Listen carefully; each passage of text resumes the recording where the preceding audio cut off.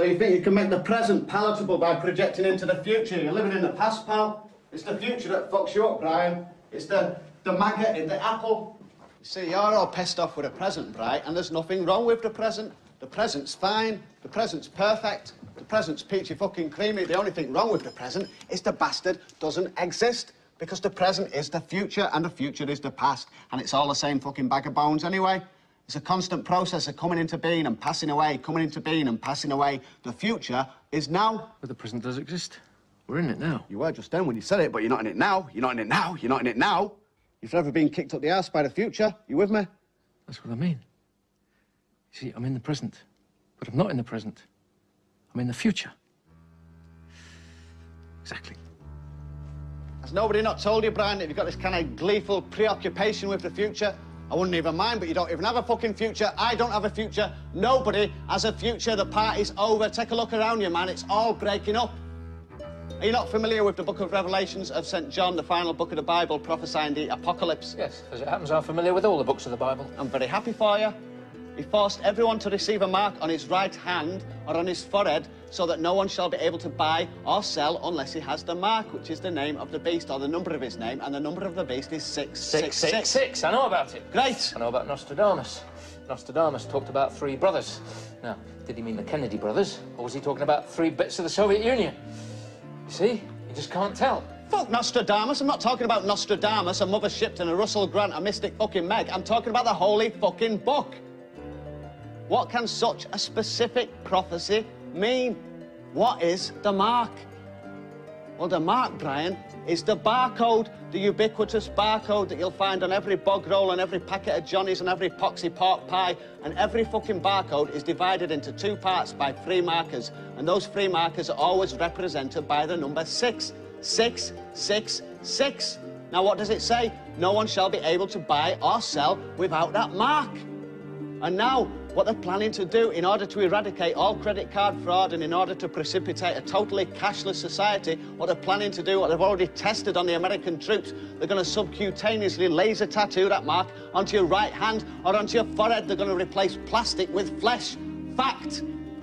In the same book of Revelations, when the 7 seals are broken open on the day of judgment and the 7 angels blow the trumpets, when the 3rd angel blows her bugle, wormwood will fall from the sky. Wormwood will poison a 3rd part of all the waters and a 3rd part of all the land, and many, many, many people will die. Now, do you know what the Russian translation for wormwood is?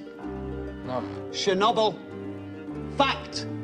On August the 18th, 1999, the planets of our solar system are going to line up into the shape of a cross. I don't believe in astrology. I'm not talking about astrology, I'm talking about astronomy.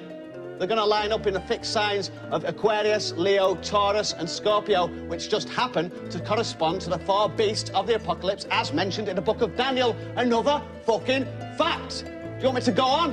The end of the world is nigh, bride. The game is up. I don't believe that. Life can't just come to a stop.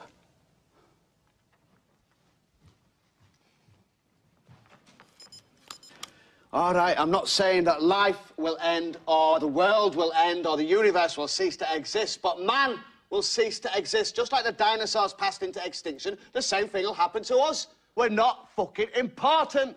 We're just a crap idea. I'm not going to cease to exist. I'm going to be here in the future. What is this fucking fixation with the future? Listen, pal, I've got chronic systolic palpitations and acute fucking neuralgia. What about these toilets? Can I smoke in here? No, you fucking can't! Let me ask you a question. What? Have you ever had the sense that you've lived in a time different from this one? What, you mean like in a past life? Could be, yeah. Yeah, well, in my past life, I was dead. Oh, you see, I wasn't. I know I was here in the past, before I was born. So I know I'm going to be here in the future after I've died. I see.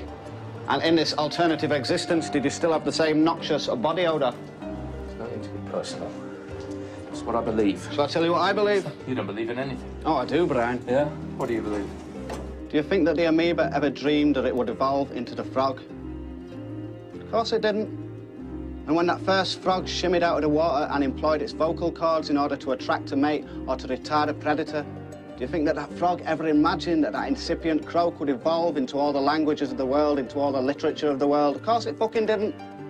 And just as that froggy could never possibly have conceived of Shakespeare, so we can never possibly imagine our destiny. I know what my destiny is.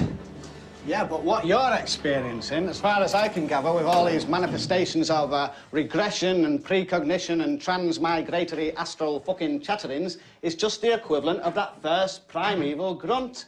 Because evolution isn't over. Man isn't the be-all and fucking end-all. Look, if you take the whole of time represented by 1 year, we're only in the first few moments of the 1st of January. There's a long way to go. Only now we're not going to sprout extra limbs and wings and fins because evolution itself is evolving. And whereas you, through some process of extra sensory recall, might imagine that you were some, I don't know, some 17th century little Dutch girl living in a windmill in old Amsterdam, one day you'll realise that you've had not just one or two past or future existences, but that you were and are everybody and everything that has ever been or will ever be.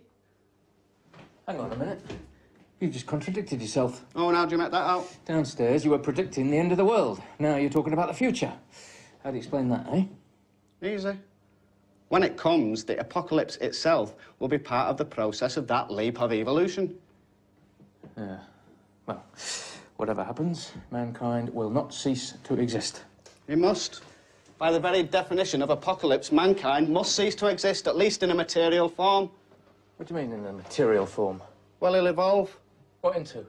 Into something that transcends matter. Into a species of pure thought. Are you with me? Yeah. Like a ghost. No, not like a fucking ghost, you big girl's blouse. Into something that's like well beyond our comprehension. Into a universal consciousness. Into God, who is, by the same principle that time is. You don't believe in God? Of course I believe in God.